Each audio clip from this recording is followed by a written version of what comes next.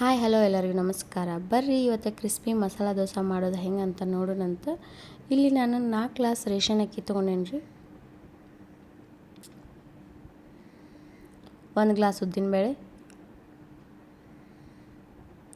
4 table spoon ತೊಗರಿಬೇಳೆ, ಸ್ವಲ್ಪ ಮೆಂತ್ಯಕಾಳು. ಇವಾಗ ನಾವು 2ರಿಂದ 3 ಸಲ ಅಕ್ಕಿನ ಕ್ಲೀನಾಗಿ ತೊಳ್ಕೊಂಡು ರೀ. ಇವಾಗ ನಾವು ಈ ಅಕ್ಕಿನ ಒಂದು 4ರಿಂದ 6 ತಾಸು ನೆನೆ ಹಾಕಿಡೋಣ್ರಿ. ಇಲ್ಲಿ ನಾನು 2 ಗ್ಲಾಸ್ ಚುಮ್ಮರಿ ತೊಗೊಳತ್ತೀನಿ ರೀ. ಚುಮ್ಮರಿಯಿಂದ ದೋಸೆ ಕ್ರಿಸ್ಪಿಯಾಗಿನೂ ಇರ್ತೈತಿ, ಆಮೇಲೆ ಸಾಫ್ಟಾಗಿ ಬರ್ತೈತಿ.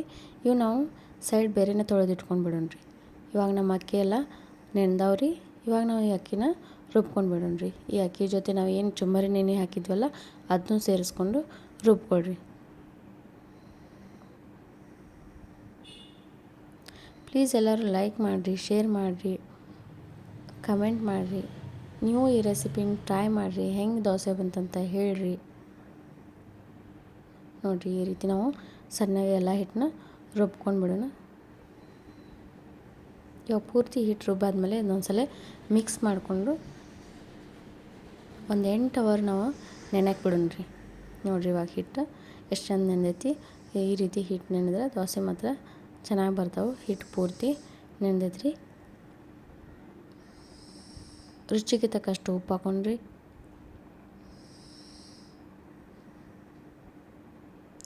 1 ಟೇಬಲ್ ಸ್ಪೂನ್ ಸಕ್ಕರೆ ಹಾಕೋದ್ರಿಂದ ದೋಸೆ ಕಲರು ಚೆನ್ನಾಗಿ ಬರ್ತೈತ್ರಿ ಮತ್ತು ರುಚಿನೂ ಚೆನ್ನಾಗಿರ್ತೈತಿ. ಮಾಡಿ ನೋಡಿರಿ ಈ ರೀತಿ ದೋಸೆ. ನೀವು ಹೋಟೆಲಿನ ದೋಸೆನ ಮರ್ತು ಬಿಡ್ತೀರಿ, ಅಷ್ಟು ಚೆನ್ನಾಗಿ ದೋಸೆ ಬರ್ತಾವೆ ಇವು. ಬರ್ರಿ ಇವಾಗ ದೋಸೆ ಹಾಕೋಣಂತ. ಗ್ಯಾಸ್ನ ಒಂದು ಮೀಡಿಯಮ್ ಫ್ಲೇಮ್ನಾಗ ಇಟ್ಕೊಂಡು ದೋಸೆ ಹಾಕ್ಕೊಂಡ್ರಿ. ಭಾಳ ಹೈ ಫ್ಲೇಮ್ನಾಗ ಇಟ್ಕೊಂಡ್ರೆ ದೋಸೆ ಹೊತ್ಕೊಂಡು ಬಿಡ್ತೈತ್ರಿ, ಅದು ದೋಸೆನ ಹಾಕೋಕ್ಕೆ ಬರೋದಿಲ್ಲ.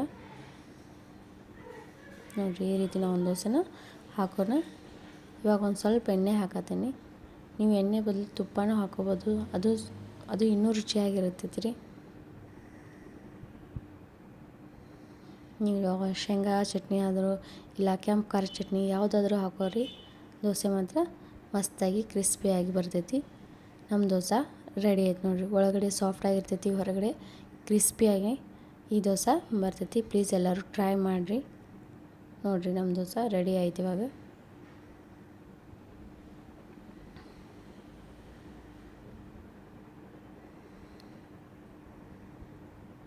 Thank you.